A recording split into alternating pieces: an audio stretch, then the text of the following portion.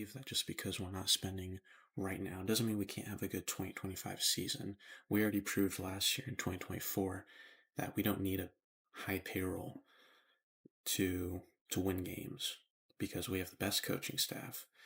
This team showed heart and sacrifice, and they learned from their mistakes from 2023. They weren't cocky.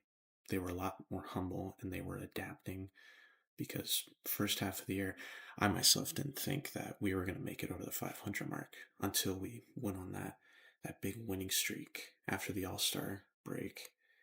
And then we have Tatis and Merrill, who are going to roam our outfield for the next 10 to 15 years. And I believe they're going to have monster years next year. I believe Tatis will probably be in the MVP category.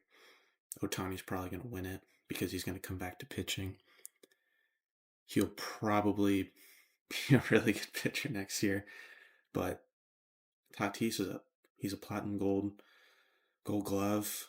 He's an elite hitter. And last year before his injury, he was putting up ridiculous numbers. So as long as he stays healthy, he's going to be very good for us next year. And with Merrill, as long as he stays humble and doesn't get too big of an ego, he's going to be way better than Rookie of the Year. He could also be an MVP category. He's probably going to be the best center fielder in the league, especially in the National League. And all this comes down to the two approaches that I think the Padres are going to have. One of them more realistic than the other. The first one is going to be the no money approach. Now this one is one we're following right now with Bob and Matt Seidler in charge, and with the whole lawsuit going on between them and Shield. I'm Team Shield all the way. Of course, I'm not going to talk too much about that because I don't know what's going to happen with it. I'm just going to let it play out, and we'll see what happens at the end of this dispute. But with this no money approach, the number one priority is sign Roki Sasaki. We need Roki. We need that extra arm, especially with Musgrove down.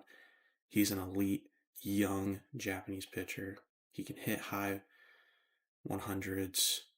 He can throw a nasty splitter. He is everything we need right now. And he's only 23. So he can't sign like Yamamoto did with the Dodgers. He can't sign a $300 million deal.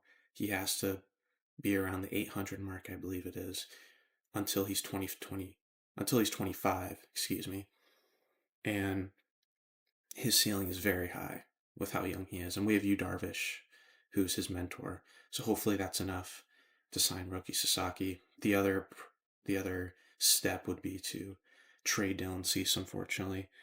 I would not want to see this. I think we should go after Roki and then keep Darvish, Roki, King, Cease, and have Vasquez come up. But if we do have to trade Cease, I think an interesting trade would be to Baltimore and get Heston Kjerstad, because as of right now, we need an outfielder, and he's a young outfielder. He's not that bad of a hitter.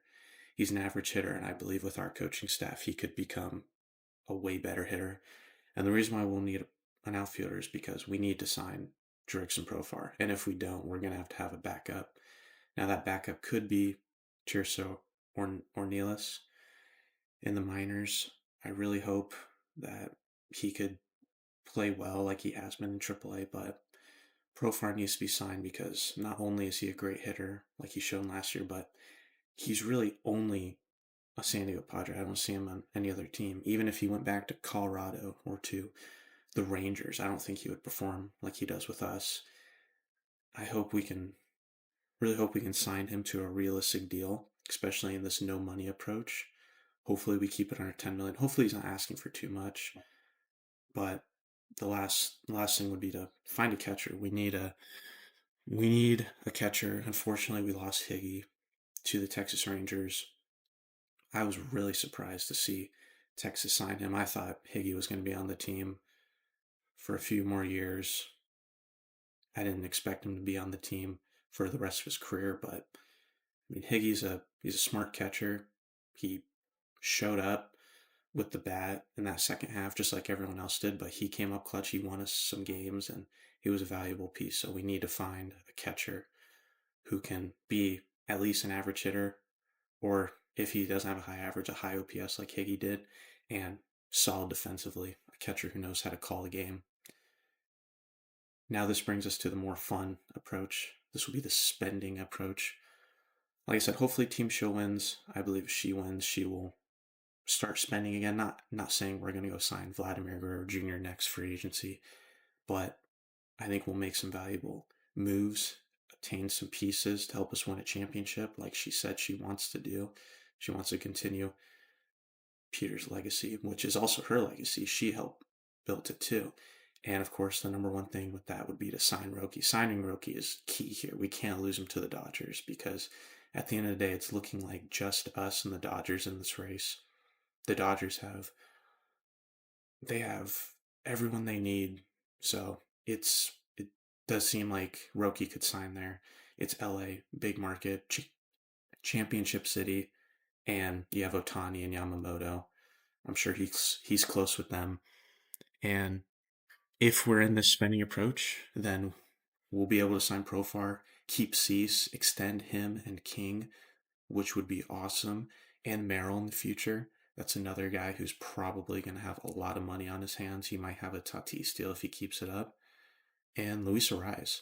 If we can keep Luis Arraez, and I don't know what Jake Cronenworth's future is on the team, but if we can put Arraez a second, put him a first, wherever he fits best with this lineup, then all we need to do is we need to find a power bat, some muscle, or a catcher, or both. Either a power bat and a catcher, or a catcher that has a power bat. Either way, we need some strength and we need some home runs in the lineup because we need these pieces in order to win a World Series, which we totally can do, as Peter Seidler once said. 1 year soon, the baseball gods will smile on the San Diego Padres, and we will have a parade.